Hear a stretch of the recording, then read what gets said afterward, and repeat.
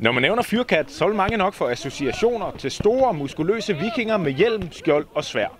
Fyrkat er nemlig navnet på en tidligere vikingeborg i Hobro-området.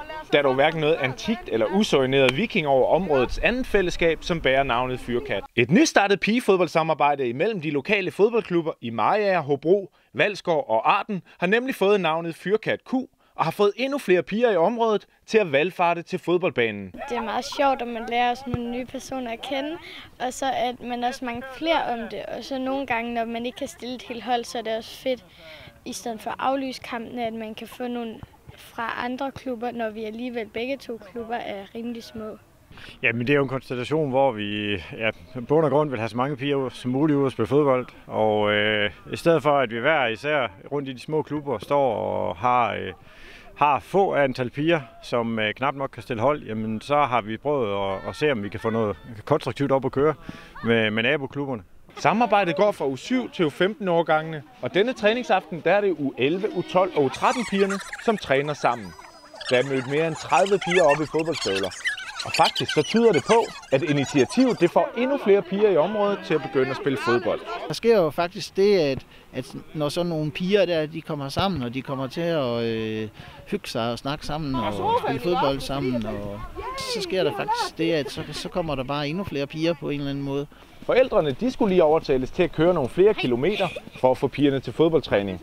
Men fra pigernes synsvinkel, der er det her et hit. Det har været sjovt. Vi har også mange flere til træning, og det synes jeg så, at med mange flere i fællesskaber, så snakker vi godt sammen.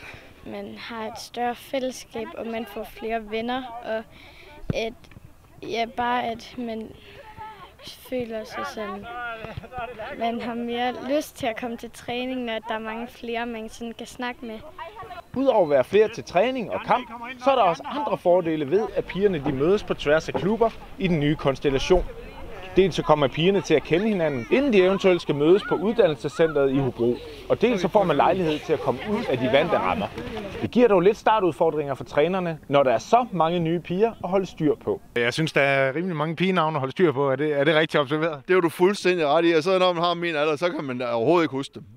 Men det går da okay alligevel, godt ikke? Jo, jeg kalder dem bare et eller andet, de reagerer alle sammen alligevel. Så det er ingen problem. Navnene de er dog ved at komme mere og mere på plads hos både trænere og spillere. Og tilbage står indtrykket af, at initiativet det er en vaskeægte succes. Også for de frivillige ledere, som har fået et rigtig godt samarbejde op at stå på tværs af klubber. Og jeg kan bare sige, at det samarbejde, vi har, det er helt fantastisk.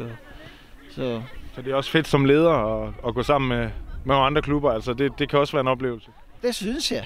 Fyrkat Q er kommet rigtig godt fra land. Nu er de klar til at tage på fodboldtogter omkring i det jyske land i foråret. Forhåbentlig uden aflyste fodboldkampe.